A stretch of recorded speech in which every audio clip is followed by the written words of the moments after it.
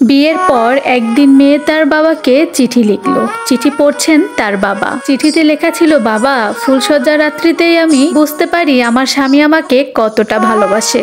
সে আমাকে কত রকমের কথা দিল নিল, সবসময়ের সুখে দুঃখে সাথী হয়ে থাকবে তোমার জামাই। আমি কান্না করে দিয়েছিলাম তার কথায়। তখন তোমাদের জামাই আমাকে সান্ত্বনা দিচ্ছে আর বলছে, ধুর পাগলি, তুমি কাঁদছো কেন? এক বাবা মাকে ছেড়ে এসেছো আর এখানে আরেক বাবা মাকে পেয়েছো। আমি আছি, তোমার দেবর আছে, ননদ আছে, তোমার শ্বশুর শাশুড়ি আছে, দেখবা তুমি কান্না করার সময়ই পাবে না। আমি জানি বাবা, তুমি খুব খুশি হয়েছো চিঠিটা পড়ে, তাই না? তবে আমি চিঠিটা লিখেছি অন্য একটি কারণে বাবা। তুমি কেন এদের এখানে যৌতুক দিলে না বাবা? কেন এই 7টা পশুর জঙ্গলে আমাকে রেখে গেলে বাবা? বিয়ের সকাল হতে না হতেই আমার শাশুড়ি মা তোমাদের দুজনকে গালি দিচ্ছিল বিচ্ছিরি ভাষায়। আমি তোমাদের জামাইকে জিজ্ঞেস করলে বলে, এখন আমি কি আমার মার সাথে ঝগড়া করব তোমার জন্য? ও হ্যাঁ, তারপরের দিন প্রথমবারের মতো শাশুড়ি মা আমার মুখে একটা চড় মারলো। বাবা, তুমি কি কখনো আমার গায়ে হাত তুলেছো?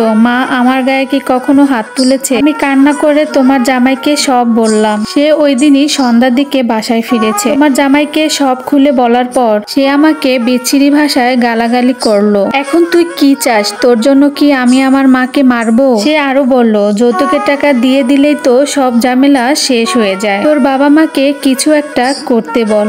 বাবা প্লিজ, তুমি কিছু একটা করো। চিঠি হাতে বাবা কাঁদছে। একটি মাত্র মেয়ে, তারা যৌতুকের টাকা কোত্থেকে দিবে? কিছুই যে নেই তাদের। মেয়ের রূপবতী দেখেই তারা বউ করে নিয়ে গেল।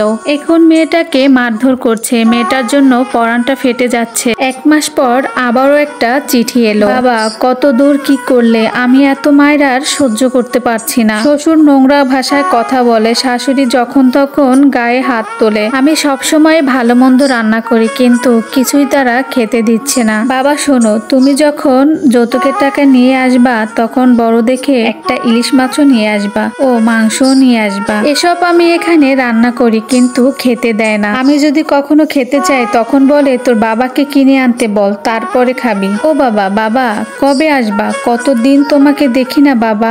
এবারও মেয়ের বৃদ্ধ বাবা মা চিঠি ধরে পড়ছে আর কাঁদছে। 2 দিন পর আবারও একটি চিঠি এলো। বাবা তুমি জানো, আজকে আমাকে 6 জন মিলে মেরেছে। আমি 2 দিন উঠানে পড়ে আছি, কেউ ডাকেনি। তোমার জামাই বেল্ট দিয়ে মেরেছে, নাকে ঘুষি দিয়েছে, রক্ত জমে গিয়েছে, দম নিতে কষ্ট হচ্ছে। দেবরা ননদ ধরে রেখেছিল। আমার গলা দিয়ে এখন আর চিৎকার বের হচ্ছে না। বাবা, এখানে ভাতের চেয়ে মায়ের বেশি। বাবা তুমি যত তাড়াতাড়ি পারো যৌতুকের টাকা নিয়ে চলে এসো। 20 দিন পরে আবারও একটি চিঠি আসলো। বাবা, হয় যৌতুকের টাকা নিয়ে আসো, না হয় তুমি আমাকে এখান থেকে নিয়ে চলে যাও।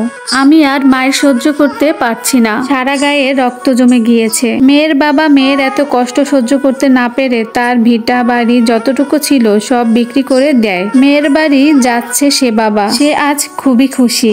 ইলিশ মাছ, মাংস, তরকারি যা নেওয়ার সবকিছুই নিয়েছে। আর মেয়ে যা যা নিতে বলেছিল সবকিছুই নিয়েছে, সাথে যৌতুকের টাকাও নিয়েছে। বাবা মেয়ের বাড়ির উপস্থিত। অনেকদিন পর মেয়েকে দেখবে আজ 2 চোখ ভরে। মেয়ের বাবা আজ খুবই খুশি। দরজা ধাক্কা দিয়ে দেখে কোলে পিঠে বড় করা আদরের মামনি আজ দড়িতে ঝুলছে। কি নির্মম পরিণতি।